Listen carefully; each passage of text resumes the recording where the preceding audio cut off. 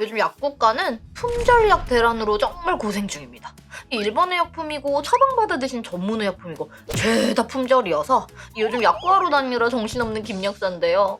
이 약국에 병원에서 처방받은 처방전 드렸을 때 저희가 지금 처방받으신 약으로는 없는데 대체 조제해서 드려도 되나요? 라는 질문 들어보신 적 있으세요? 오늘은 이 대체 조제에 대해서 한번 이야기해 볼게요. 놀러와 약국에 잘 왔어요. 오늘도 수다 좀 떨어볼까요?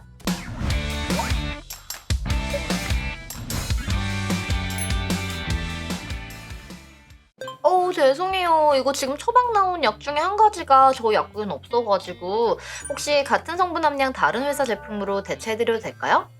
왜 약이 없는 거죠? 이 해당 약이 잘 안 쓰는 약인가요? 그런 건 아니고요. 이 약국에서는 주로 인근 병원에서 처방이 나오는 약들을 구비해두고 있는데 이 의사 선생님들마다 선호하신 제약 회사들이 있다 보니까 이 약국에서 좀 거리가 먼 병원에서 처방전이 나온 경우엔 이 해당 회사의 제품으로는 없는 경우들도 있어요. 이 약은 원래 저희 약국도 있던 제품인데 지금 현재는 좀 품절 중이다 보니 없네요. 그 처방난 회사 약이 무슨 문제가 있어서 품절된 건가요? 그런 건 아니고요. 요즘 품절인 약들이 좀 많아요. 이 코로나 확진자도 재택 치료 받는 것으로 전환되고 확진자가 막 늘다 보니까 이 감기 관련된 약부터 시작해서 약들이 좀 품절인 경우가 많네요. 그래서 일단 성분 함량 같은 약으로 대체 조절해드려도 될까요? 그래도 문제가 없는 거죠. 이 회사가 다르면 품질 차이도 좀 있지 않나요? 네. 이 대체 조제는 성분 함량이 동일한 약 중에서 이 나라에서도 약효가 동등하다고 인정된 그 리스트 안에 있는 약에서 대체 조제가 되는 약이에요. 그래서 뭐 약효나 안전성이 동일하다고 어느 정도 좀 담보가 된 약이라고 보시면 됩니다. 그리고 저희가 A 회사 제품을 갖고 있다는 건요. 이 인근 병원 의사 선생님들이 이 약으로 처방을 내고 계시기 때문에 갖고 있다고 보시면 되거든요. 다시 말해서 A 회사 제품도 처방받으신 병원에서 안 쓰실 뿐이지 다른 병원에서는 기존의 처방으로 많이 사용되는 약이고 또 품질이 떨어지거나 열등한 약은 아니라는 거죠. 네, 이해했어요. 그럼 약사님 보시기에 문제없는 약이고 동일한 약이라면 그렇게 조제해주세요. 정말요? 어떡하지? 대체 조제 괜찮나요? 좀 불안한데? 뭔지 알죠. 근데 너무 걱정 안 하셔도 괜찮아요. 이게 대체 조제라는 게 나라에서 약효가 동등하다고 인정된 리스트 안에 있는 그 약 내에서 대체 조제되는 거거든요. 그러니까 같은 약이라고 볼 수 있으니까 너무 걱정하지 않으셔도 돼요. 요즘 이 품절약이 많아가지고 대체 조제로 받아가시는 분들 많아요. 그렇구나. 진짜 품절약 많다니까 힘드시겠어요. 그니까요. 요즘 코로나 때문에 약 구하는 것까지 진짜 난리네요. 환자분들도 많이 불편하시죠? 얼른 조제해드릴게요. 조금만 기다려주세요. 네, 사실 대체 조제는 약국에서 빈번한 일인데요. 이 예전에 비해서는 대체 조제에 대해 잘 이해하고 계시고 또 받아들이시는 분들도 많아지셨지만 여전히 대체 조제가 뭐야? 잘 모르겠고 그냥 원래 약으로 주세요. 혹은 약국에 약이 없어요? 의사가 처방한 거 맘대로 바꿔도 돼요? 심지어는 뒷돈 받고 마진 좋은 회사 약으로 바꾸려고 하는 거 아니야? 와 같은 다소 좀 황당하고도 부정적인 질문으로 약사 마음에 상처를 내시는 분들이 계십니다. 일단 이 대체 조제가 뭔지에 대해서 설명드릴게요.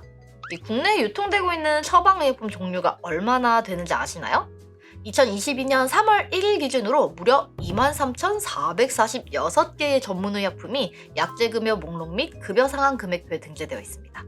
심지어 흔히 쓰이는 항생제 중 하나인 세파클러 250mg 성분으로는요 134개 회사에서 제품을 등록하고 있기도 하니 당연히 약국에서 모든 약을 다 구비하긴 힘들겠죠. 그렇다 보니까 이 주변 병원에서 주로 처방이 나는 약들 위주로 약을 구비해두고 있는데요.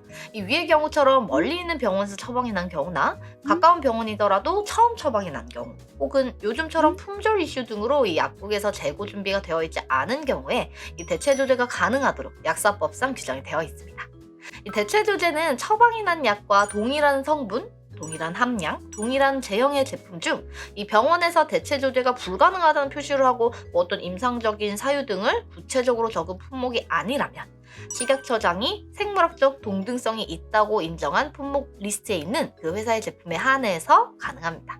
또 같은 회사의 제품으로 성분이랑 제형은 같은데 함량이 다른 의약품이 있는 경우에는 이 같은 처방 용량으로 대체 조제하는 것도 가능한데요. 예를 들어서 A 회사의 아목시실린 500mg 캡슐이 처방났는데 우리 약국에는 A 회사의 아목시실린 250mg 캡슐만 있는 거예요. 그러면 250mg을 두 알 쓰면 같은 용량이 되는 거잖아요. 그래서 이런 경우에는 대체 조제가 가능하다는 거죠. 이렇게 대체 조제가 가능한 경우에는 같은 약으로 조제했다고 간주가 되기 때문에 처방을 낸 의사의 사전 동의 없이도 이 환자분께 대체 조제한 내용을 알려드리고 대체 조제가 가능합니다. 물론 용량이나 성분, 알약인데 캡슐로 등과 같이 제형 자체가 달라진다면 이거는 대체 조제가 아니라 처방 수정에 해당되기 때문에 이런 경우에는 이 약국에서 처방을 낸 의사 선생님과 전화 등으로 상의를 해가지고 동의를 구한 뒤에 변경이 가능하고요. 사실 대체 조제라는 용어가 뭔가 좀 더 효능이 떨어진 혹은 우리 흔히 말하는 그런 구린 회사 걸로 바꿔치기 할 것 같은 그런 느낌을 좀 준다는 의견이 있어서 요즘에는 동일 성분 조제로 용어를 바꾸자는 이렇게 약사법 개정안이 나오기도 했는데요. 실제로 왜 우리 흔히 오리지널 약이 제네릭보다 좀 더 좋다고 많이 생각하시잖아요. 사실 꼭 그런 것도 아니지만. 여튼 이 약국에서는 오히려 이 제네릭 제품으로 처방난 약을 오리지널 제품으로 대체 조제해야 되는 케이스들도 많아요.